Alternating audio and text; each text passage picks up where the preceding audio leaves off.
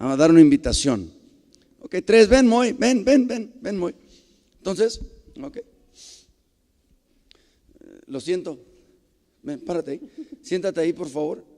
Ahí. Aquí. Acá. Aquí está Satanás. Aquí estás tú. Y aquí está Cristo. Dice Ana, chido. Ok. Entonces, Cristo viene por ti, por esta alma. Él te representa a ti. Cristo viene por ti. Pero luego el diablo se opone. Esto está chido para un drama, Luego el diablo se opone y dice, no, es mío. Y es cierto. Por Adán entró la muerte, y con la muerte el pecado, y luego con el pecado la muerte. Entonces esta alma le pertenece a él por el pecado. Está muerto en sus delitos y pecados. Su espíritu está muerto. Bueno, ya no entro en eso. Entonces Jesús dice, lo quiero. Y el diablo dice, no puedes. ¿Por qué? Porque es mío. Te lo compro. Vale mucho. No importa. ¿Cuál es el precio? Y entonces le dice el diablo a Jesús, tu vida en la cruz.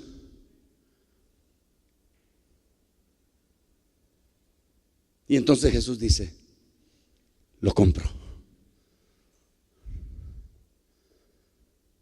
Lo compro. Y entonces él se para y se viene. Y entonces el diablo acaba de perder un alma. Y Jesús acaba de rescatar a otra alma. Entonces, por esta situación, Jesús dice en su palabra, niégate a vivir como vivías con Él. Niégate a ser como eras cuando estabas con Él. Niégate a pensar. Gracias. Hermano, para la otra vez lo uso de Jesús. Es una ilustración, O sea, estás en la casa de Dios, ¿no? Ok, ¿sí lo entendimos? Ok, entonces Jesús no te compró derramando su sangre en la cruz para que sigas igual, como la esposa del profeta Oseas. La sacó de la prostitución, la trajo a su casa, la limpió, la lavó, la santificó, la purificó, le dio 2 hijos y la hizo la profeta. Pero ella estaba constantemente pensando en aquellos clientes, que al final aquellos pensamientos de aquellos clientes y de aquella vieja vida pasada fue la causa por la cual ella abandonó todo y se fue tras de ellos. Por eso es que Jesús nos pide que nos neguemos a nosotros mismos. O sea, no tomes tus propias decisiones. No, cuídate. No te perteneces tú a ti mismo. Fuiste comprado a precio de sangre. Y que no sois vuestros porque habéis sido comprados. Claro, le pertenecía a alguien, le pertenecíamos al diablo. Ahora le pertenecemos a Cristo. Vivíamos en tinieblas, ahora vivimos en luz. Antes vivíamos en pecado y en muerte, ahora vivimos en gracia, en perdón y en salvación y en vida eterna. ¿Cuántos están aquí? Ok, ¿sí lo entendiste? La tercera parte del texto dice, toma tu cruz y sígueme. Wow. ¿Cuántas veces he escuchado a hombres decir o a mujeres decir, es que esta cruz está pesada? Entonces yo le digo, ¿cuál cruz? No, mi esposo, mi esposa. No, qué equivocados estamos. Hay que tener cuidado de no jugar con la palabra de Dios. De veras hay que tener cuidado de no jugar con la palabra de Dios. Tome su cruz y síganme. Otra vez, es una invitación a los que desean seguir a Jesús. Es un llamado a convertir, nota, la misión de Dios para mi vida en mi don, en mi talento, en mi habilidad, en mi ministerio. La cruz no representa algo pesado, hermanos. en la Biblia, en este texto, la cruz representa la misión que Dios le dio a Jesús, estando en el cielo, para la tierra, donde habla el apóstol Pablo a los filipenses por revelación de Cristo. Acuérdate que todo le fue revelado. Y habla el apóstol Pablo a la iglesia en Filipos y le dice en el capítulo 2 del 5 al 8. ¿Sí te acuerdas o no? Ok, te lo leo. Te lo leo por sí. Dice: haya pues en vosotros este sentir que hubo también en Cristo Jesús, el cual siendo en forma de Dios, o sea, era Dios, no estimó el ser igual a Dios como cosa que aferrarse, sino que se despojó a sí mismo. Nota, quitó su deidad, se despojó de su deidad, de su poder, de todo lo que representaba Dios, se lo quitó. Digo yo, qué tremenda la gente quiere de la humanidad pasar a la divinidad y se autoproclaman Cristo, ¿se da? Y el verdadero Cristo se despojó de sí mismo. Vemos a tanta gente que está apojándose, cuando nosotros vemos a Cristo que se despojó.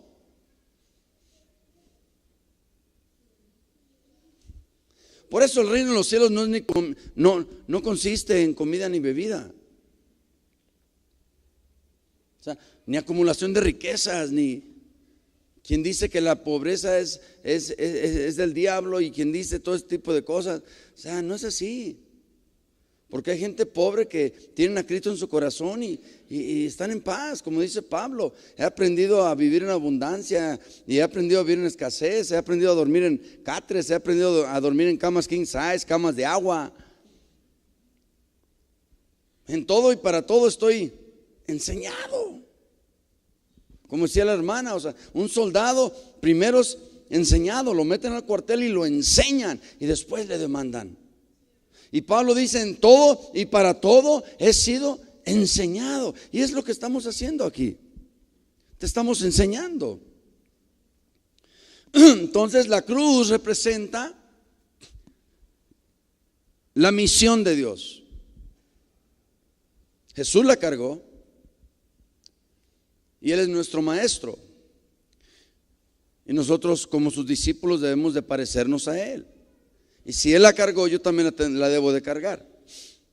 Entonces, cuando entiendo el propósito que Dios tiene para mi vida, lo incorporo voluntaria e intencionalmente a mi realidad, de tal forma que puedo hacer de dicho propósito el faro que guíe mi vida. No hay una cosa más triste que vivir al ahí se va, al a ver qué pasa, al Dios dirá. No sabemos qué Dios dirá, pero yo puedo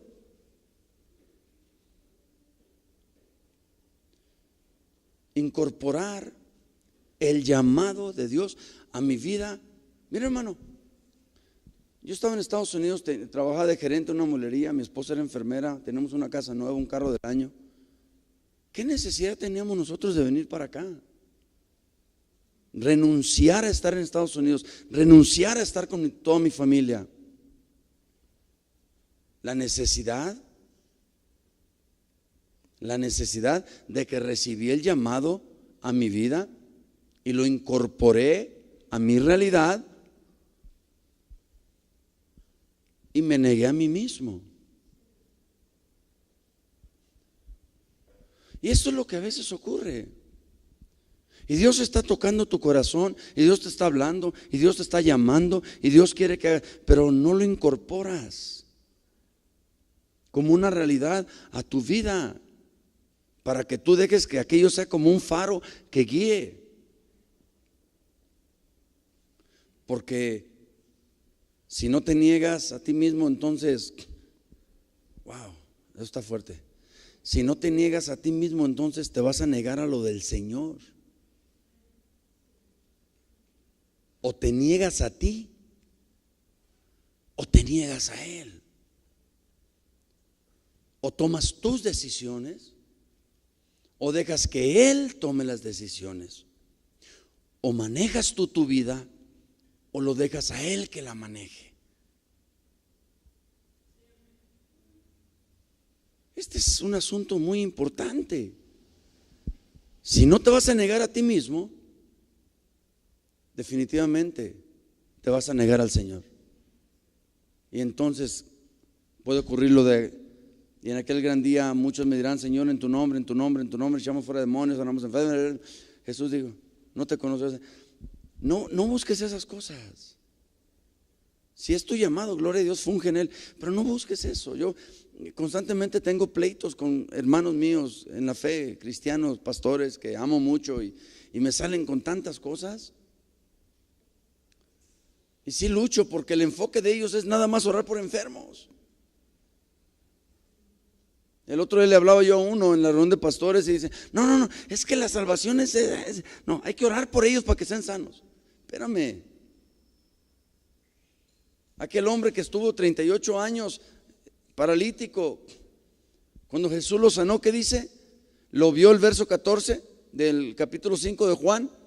¿Dónde lo vio? En el templo. ¿Y qué le dijo Jesús? Hey, ten cuidado, no vaya. Vive bien, tranquilo, niégate a ti mismo. Digo, ya no peques más, no vaya a ser que una cosa peor que. Sabemos entonces que esa enfermedad venía a consecuencia de ¿qué? Del pecado. Entonces, cuando predicas el evangelio y las personas se convierten a Cristo por medio del evangelio, son sanas. Pero mi enfoque no es su sanidad, mi enfoque es su salvación. ¿Estamos aquí? Esto está fuerte, ¿eh? No lo traía en mi. Si yo no me niego a mí mismo, de seguro me voy a negar al Señor.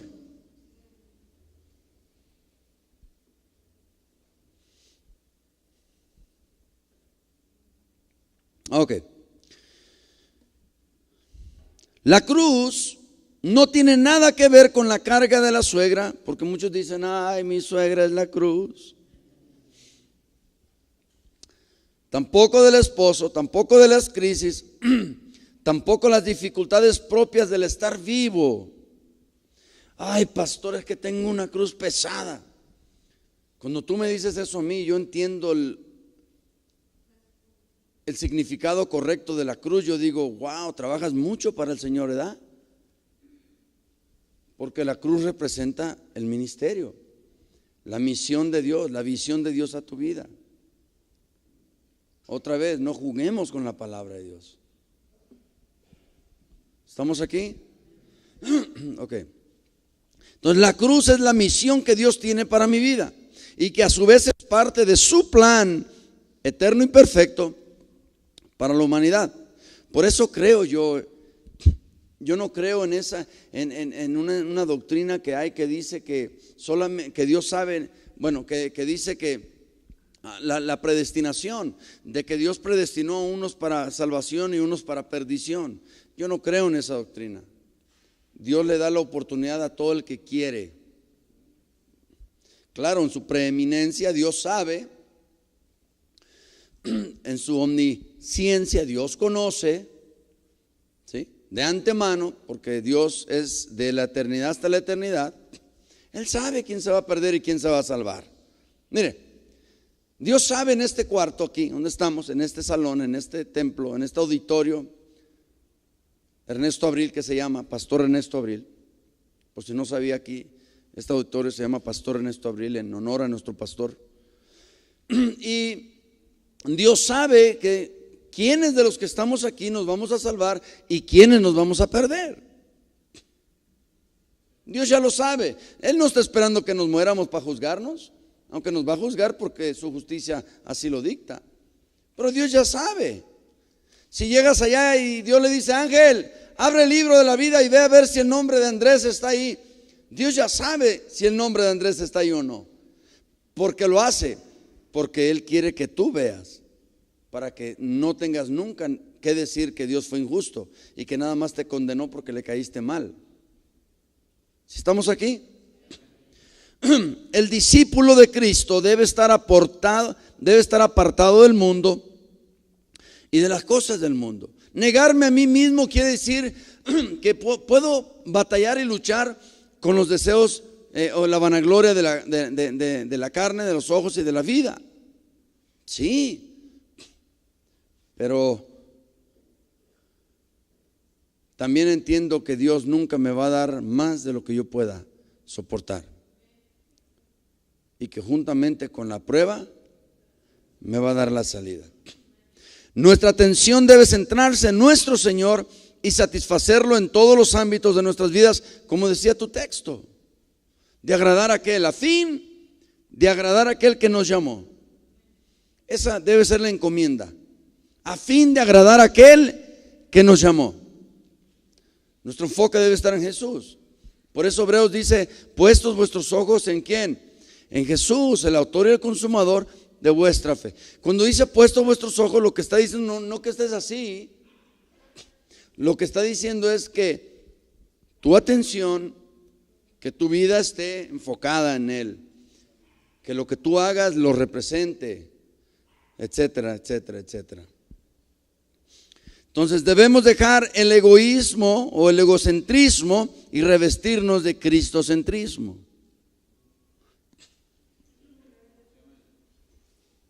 ¿Por qué egocentrismo? Porque cuando hay egocentrismo no nos negamos a nosotros mismos. No me puedo negar a mí cuando hay egocentrismo.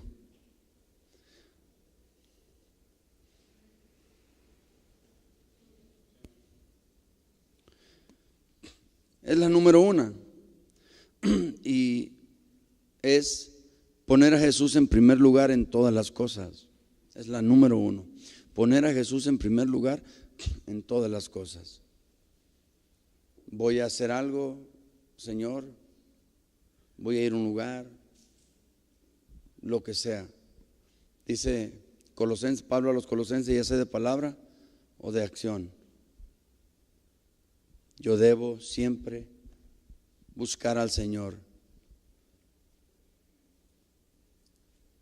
Señor, me invitaron acá, o esto, lo otro, o esto aquí, voy a hacer esto, voy a empezar esto. Señor, ¿te agrada? ¿Es tu voluntad? ¿Cómo quieres que lo haga? No es que yo voy y hago, yo tumbo y no se trata de ti. Se trata de Él. Porque la gloria no es para ti, la gloria es para Él. Ok, poner a Jesús en primer lugar en todas las cosas. Número 2, hablando del discípulo o del discipulado. 2, ¿qué pasa cuando tú pones a Jesús en primer lugar sobre todas las cosas? Aprendes a seguir las enseñanzas de Jesús, que es la número 2, seguir las enseñanzas de Jesús. En Juan 8:31 dice: dijo entonces Jesús a los judíos que habían creído en Él: si vosotros permanecéis en mi palabra, seréis verdaderamente ¿qué? Mis discípulos, y conoceréis la verdad, y la verdad os hará ¿qué? Quiere decir que ellos vivían atados. Ellos vivían emprisionados por sus religiones y religiosidades y sus ritos. ¿Sí me explico? Entonces Jesús les dice a los judíos que estaban tan acostumbrados. Acuérdense que los judíos tenían 618 entre mandamientos y ritos. Por eso cuando Jesús fue a la fiesta y entraron sus discípulos y empezaron a comer a mano limpia, los observadores de la ley pronto. Por eso hay gente que nomás está viendo a ver qué juzga. Nomás están viendo a ver dónde fallas. Y los observadores, estos, que vivían atados a un sistema, que vivían atados a una religión, que vivían atados a culturas y costumbres, rápido no tuvieron miedo de decirle a Jesús: Señor, No que muy acá tú. Mira, tus discípulos se sentaron a la mesa sin lavarse las manos. Mire la audacidad de ellos. Querían ser religiosos y no se daban cuenta que con quien estaban hablando era el Rey de Reyes.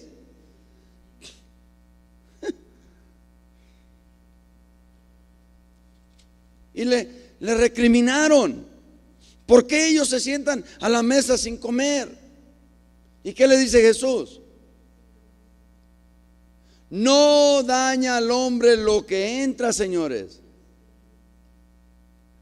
sino lo que sale.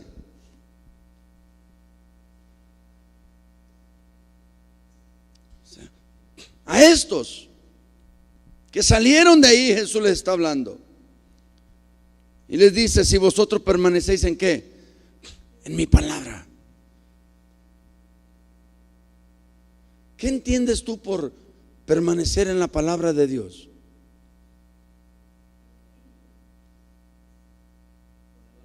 Claro, ponerla por obra. Y permanecer ahí. Permanecer ahí. ¿Por qué te está yendo mal? ¿Tendrá algo que ver con esto? Josué capítulo 1 versículo 8. Nunca se aparte o se apartará de tu boca este libro de la ley, sino que de día y de noche ¿qué? Meditarás en él, para que guardes y hagas ¿qué? Conforme a todo lo que en él está escrito, porque entonces harás prosperar tu camino. ¿Y qué? ¿Cómo es que un creyente hace prosperar su camino y que todo le vaya bien?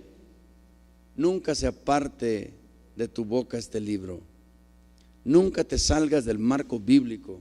Nunca ignores la palabra de Dios. Nunca te niegues a la palabra de Dios por lo tuyo. Nunca impongas lo tuyo antes que lo de Dios.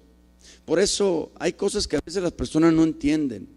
Un domingo aquí en la iglesia, por ejemplo, todos los servidores se pide de que estén aquí. ¿Por qué? Porque es cuando más los necesitamos.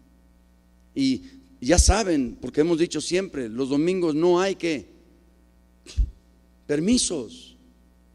No hay permisos para los servidores salir los domingos. ¿Por qué? Porque te necesitamos. Porque este es un ministerio que requiere de tu servicio.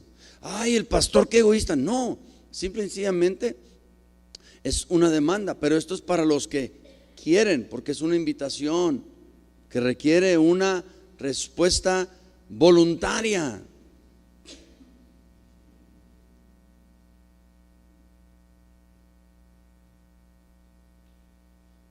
Si estamos aquí, seguir las enseñanzas. Entonces haremos prosperar nuestro camino. ¿Y qué? Todo. Salmo 1, 3. Será como árbol plantado junto a corrientes de agua, que da su fruto a su tiempo y su hoja ¿qué?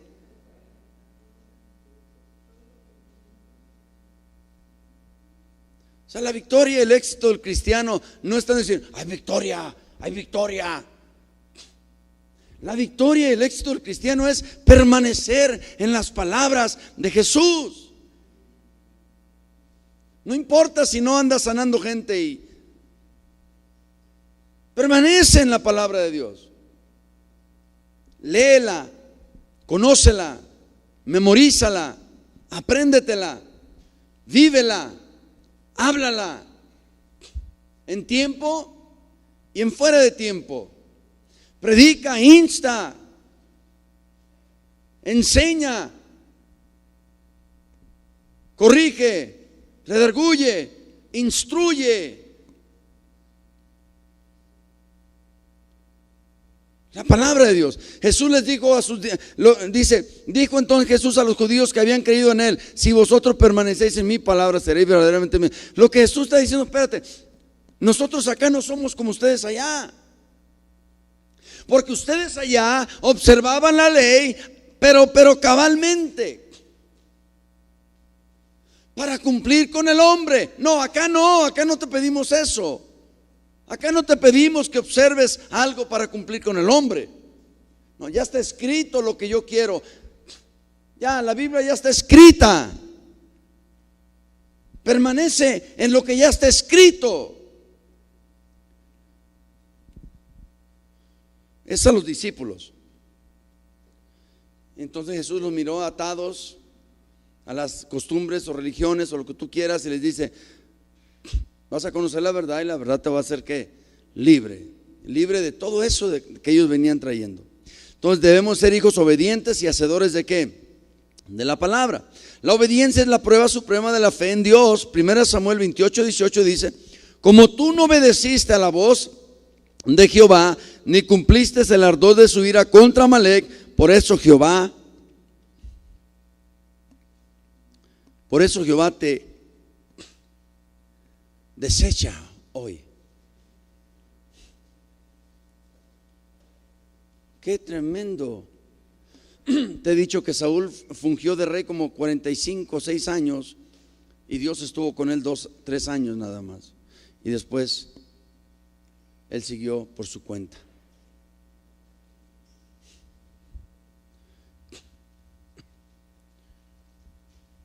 Y Jesús es el ejemplo perfecto de la obediencia cuando vivió en la tierra una vida completa en obediencia al Padre hasta la muerte. Ya lo vimos ahí en Filipenses capítulo 2 del 5 al 8. ¿Amén o no amén? Ok. Número 3, un discípulo da fruto. Diga conmigo, un discípulo da fruto. Voltea al que está a tu lado, dile, un discípulo da fruto. Dile, no solo problemas.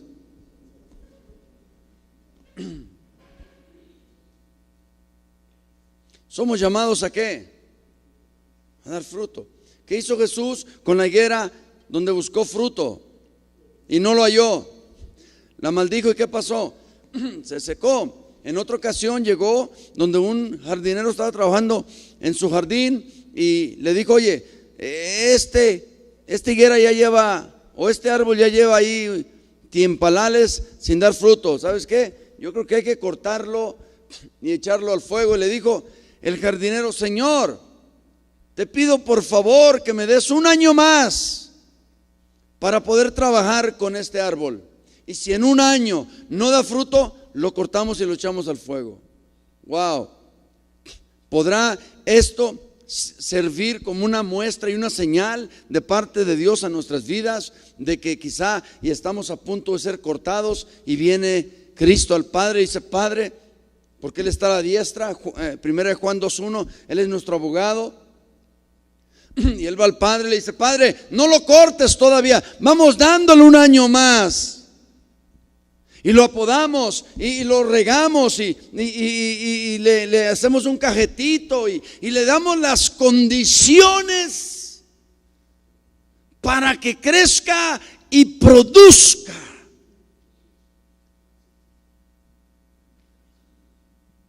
Y yo siento en mi vida personal que Dios me está dando ese año más. Y que Dios me está dando las condiciones.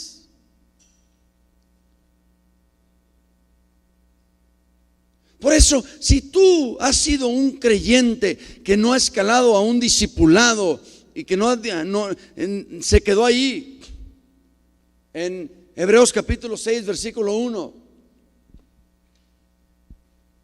y toda tu vida no has producido nada, entonces necesitas preguntarte: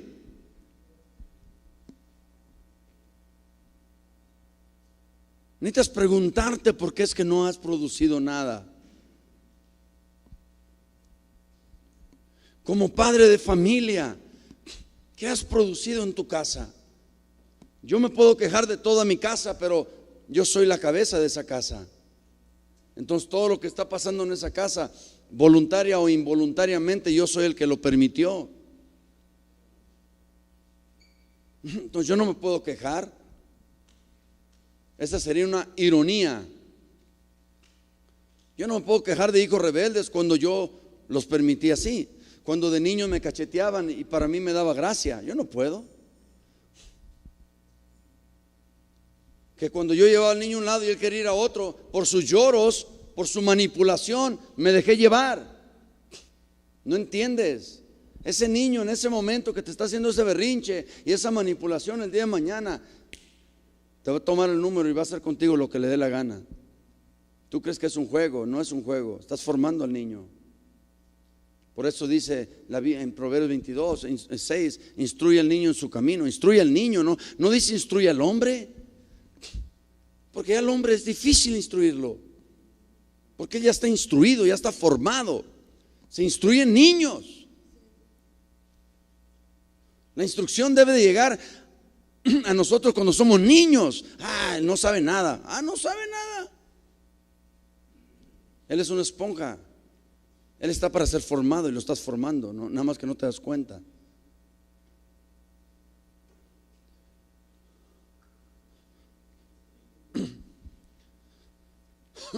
Ok. ¿Todo bien? ¿Seguro?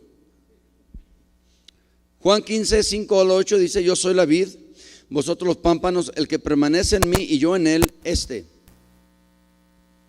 el que permanece en mí y yo en él, el que permanece en mí y yo en él, el éxito de la vida cristiana es permanecer en él y él en nosotros. ¿Qué nos dice Pablo a los Colosenses 1:27? Cristo en mí, la esperanza de gloria. No dice yo, la esperanza de gloria, dice Cristo en mí, la esperanza de. Y luego Pablo le dice en su segunda carta a los Corintios: no que seamos competentes por nosotros mismos, sino que nuestra competencia proviene del Señor.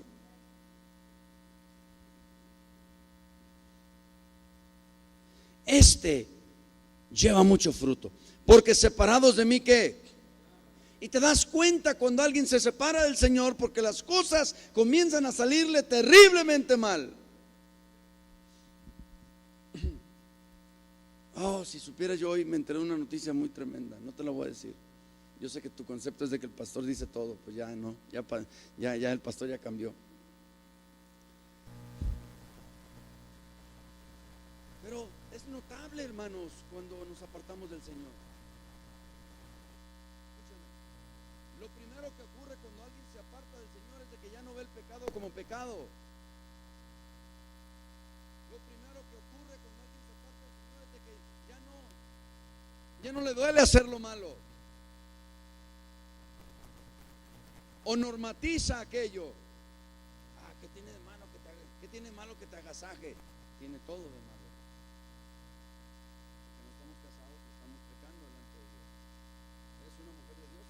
Esas deben ser tus palabras y ese debe ser tu comportamiento, no dejarte manosear por nadie.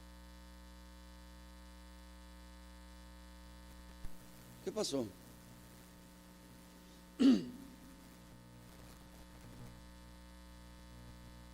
No te vaya a pasar como el aguacate. Para los que no saben, ¿verdad? Para los de lento aprendizaje, tanto los están. Dios le está hablando a alguien. Tanto están manoseando, que después lo abres y por dentro está.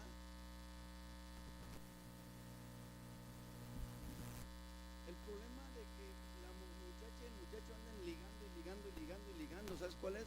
Les pasa lo que a la cinta. La pegas donde quiera la estás pegue, pero llega el tiempo donde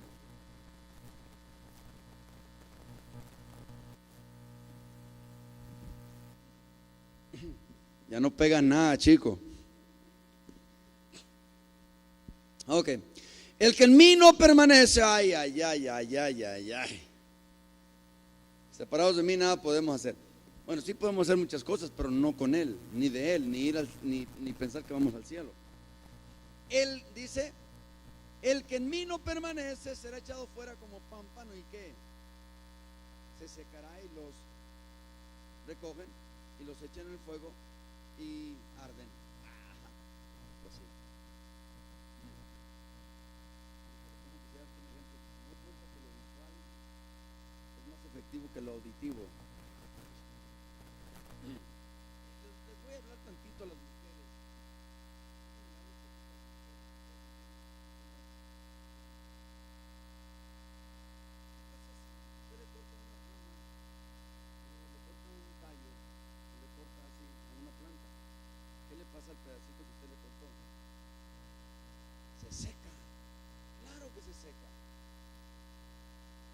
seca, porque la dependencia de ese tallo está de la planta, y de la planta la raíz.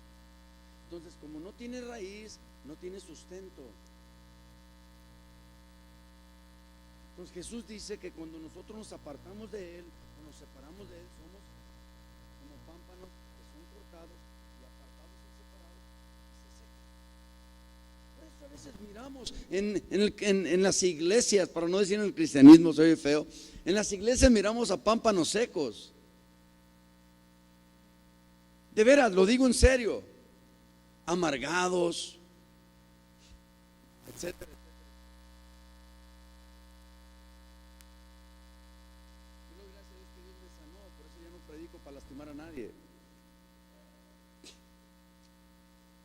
Te lo digo así, pero es algo muy bueno. Porque cuando un pastor está herido y lastimado en todas sus predicaciones, como cualquier herido, anda echando sangre. La herida echa sangre. Entonces, escúchame. Cuando una persona está pegada al Señor, no importa si tiene problemas, luchas y pruebas, el Señor lo librará. Dice la Biblia que aunque el enemigo venga como un río, el Espíritu de Jehová, ¿qué? Levantará bandera. Nos dará la victoria. Pero esa es una cosa cuando estás pegado al Señor. Pero cuando tú te apartas de Él, entonces no estás recibiendo el sustento, el alimento, lo que te mantiene, lo que te hace ser lo que tú eres.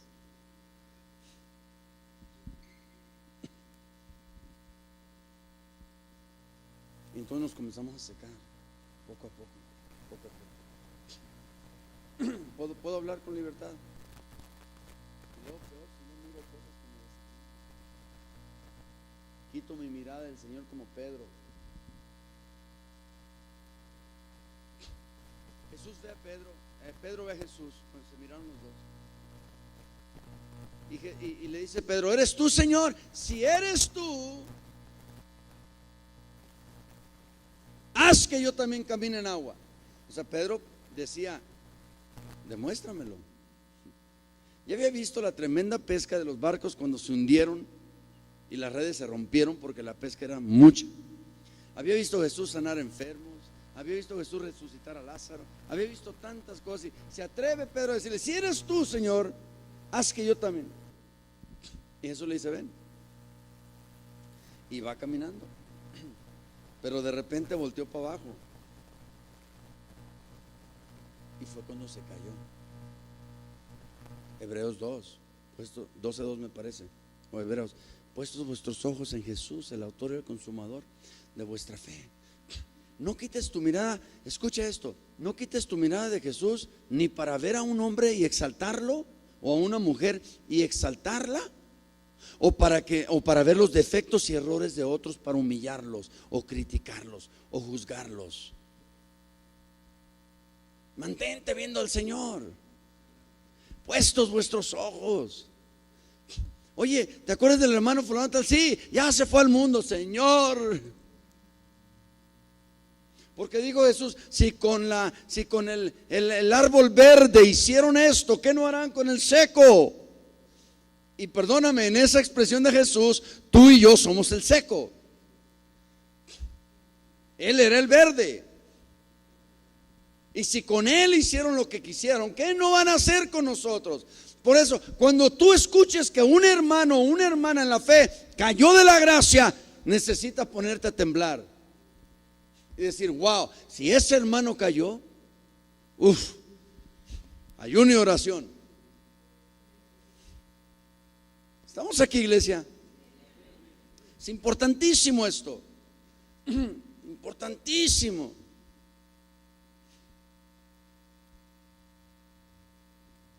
No quites tu mirada del Señor ni para exaltar a nadie, ni quites tu mirada del Señor ni para criticar a nadie. Nadie merece tu exaltación, ni nadie merece tu crítica. Gálatas 6:1 dice que cuando veas a algún hermano que anda mal, con espíritu de mansedumbre, ¿qué debes de hacer? Restáurale. Restáuralo. ¿Estamos aquí? Ok. Si permanecéis en mí, mis palabras permanecen en vosotros, pedid todo lo que queráis y os será que. Déjate enseño algo de esto. Y cuando lo aprendí, realmente me estremeció. Aquí lo que dice, como en el texto que dice, el que pide recibe. Dice, si permanecéis en mí, mis palabras en vosotros, pedir todo lo que queráis y os será hecho. Si tú supieras cuántas personas sacan de contexto este texto, aquí dice que pida todo lo que quiera y me lo va a dar el Señor. No dice eso. Nota el contexto. Si permanecéis en mí y mis palabras en vosotros, ese es el requisito y es la condición. Entonces todo lo que tú le pidas al Señor va a ir en conformidad con Cristo y con su palabra. Es decir, tu deseo va a ser cristocéntrico y enmarcado bíblicamente. Todo lo que le pidas, que la Biblia, que Cristo quiere para ti, todo lo que le pidas te lo va a dar.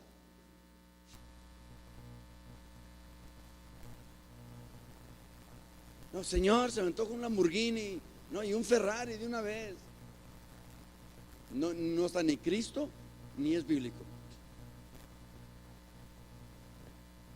O sea, una persona que tiene a Cristo y que está en Cristo, sus deseos son bíblicos, sus deseos son cristocéntricos, de tal manera que Dios le suple esos deseos. Si no, cualquier mundano va a decir eso. Dice la Biblia que todo lo que le pida. Hay una condición a ese todo.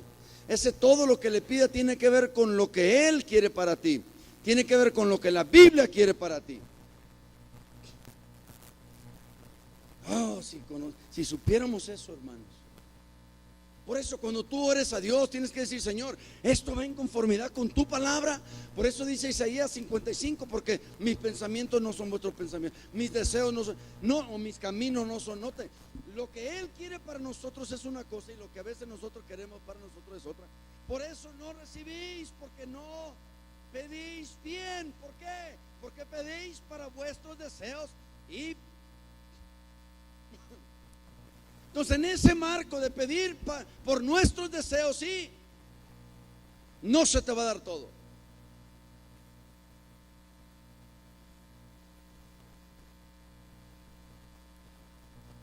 Por eso no recibes.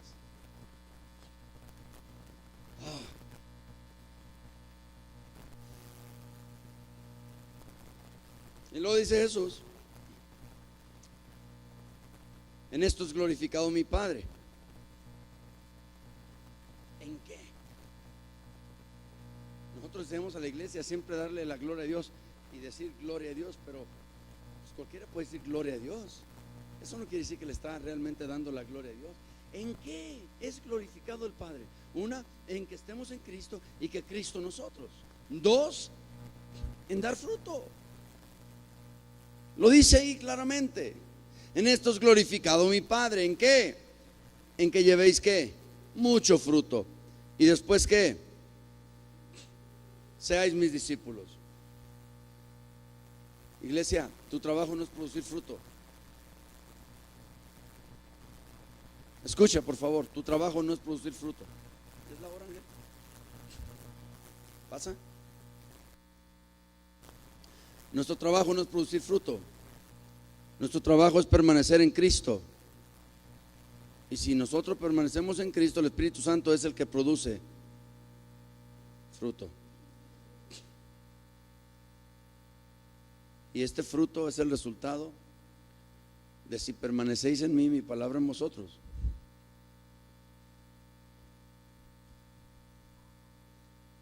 Ya hay bastantes religiones produciendo fruto. Y es fruto de hombre. Por eso me encanta Pablo en 1 Corintios 1, cuando fui a vosotros no fui, dice, ni mis palabras ni mi predicación fueron con palabras persuasivas de humana sabiduría. Y luego termina ese dicho diciendo, para que vuestra fe no esté fundada en doctrina de hombres.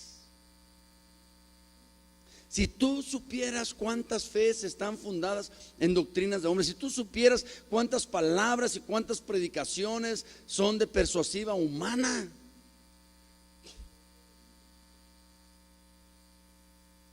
y de sabiduría humana. El problema de la iglesia hoy en día no es de que no conoce. El problema de la iglesia hoy en día es que no vive lo que conoce. Por eso a veces nos hace un poco difícil distinguir entre el verdadero y no. Porque estamos batallando con el que no deberíamos estar batallando. O sea, si eres de Cristo, compórtate como tal y punto. Vamos a estar en conformidad, vamos a trabajar juntos. Vamos a cumplir las mismas metas, propósitos, a buscar al Señor, a servir al Señor, a ganar las almas, etcétera, etcétera, etcétera. Porque a eso somos llamados.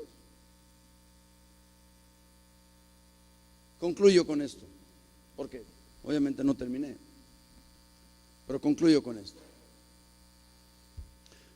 En 1 Corintios 13, de hecho, en el 12, 1 Corintios 12 habla de los dones. Y vemos que la iglesia en Corinto peleaba por los dones. Ellos peleaban. Y Pablo lo dice al final del capítulo 12, dice, yo sé que vosotros, dice, parafraseando, dice, yo sé que ustedes quieren tener y buscan tener los mejores dones. Anhelan, ¿verdad? Dice, pero yo os enseñaré un camino.